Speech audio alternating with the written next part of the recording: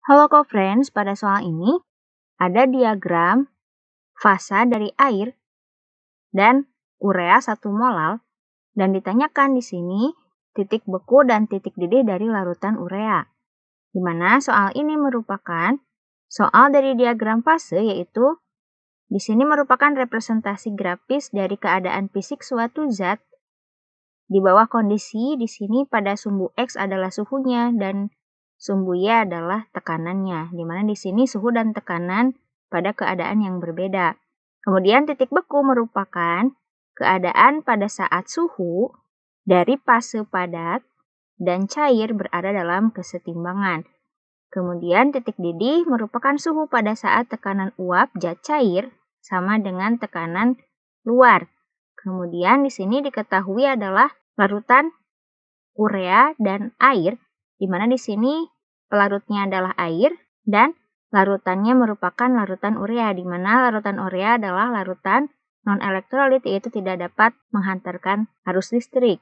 Kemudian soal ini merupakan soal dari sifat koligatif larutan, di mana sifat koligatif larutan hanya bergantung pada banyaknya jumlah partikel zat terlarut. Kemudian ditanyakan adalah titik beku dan titik didih, di mana di sini merupakan aplikasi dari sifat koligatif larutan, yaitu penurunan titik beku atau delta TF yang merupakan selisih titik beku pelarut dikurangi dengan titik beku larutan.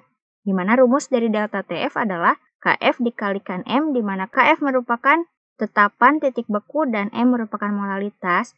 Kemudian merupakan aplikasi dari kenaikan titik didih, di mana kenaikan titik didih merupakan selisih dari titik didih larutan dikurangi titik didih pelarut.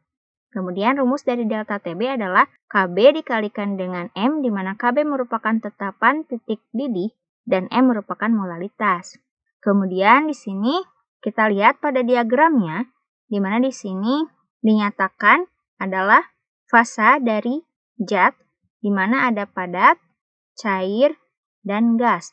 Di mana di sini ada garis, di mana di sini ada garis yang jelas dan ada garis yang putus-putus. Di mana di sini garis yang jelas dimulai dari titik B, kemudian ke titik D, dan ini merupakan garis dari pelarut murni, kemudian garis putus-putus dari titik A sampai ke titik E, ini merupakan garis untuk larutan.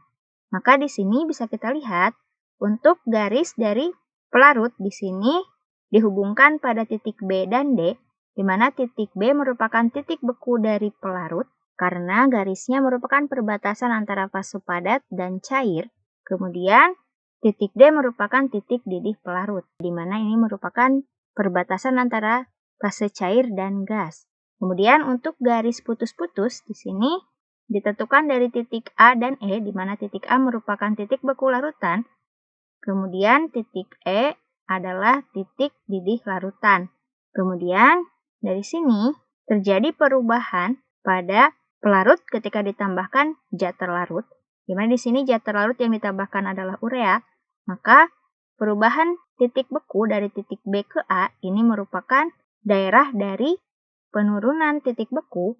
Dan kemudian setelah pelarut ditambahkan zat terlarut, di sini pada titik didihnya bergeser menjadi E untuk titik didih larutan, maka garis antara D ke E ini merupakan daerah dari kenaikan titik didih. Maka di sini dapat disimpulkan titik B dan D di sini merupakan titik dari pelarut, yaitu B adalah titik beku air dan D merupakan titik didih air. Kemudian pada garis putus-putus ini merupakan titik dari larutannya, di mana titik A merupakan titik beku urea dan titik E merupakan titik didih urea. Maka yang menyatakan titik beku dan titik didih dari urea adalah titik A dan titik E. Jadi jawabannya adalah pilihan D. Oke co-friends, sampai jumpa di pertanyaan selanjutnya.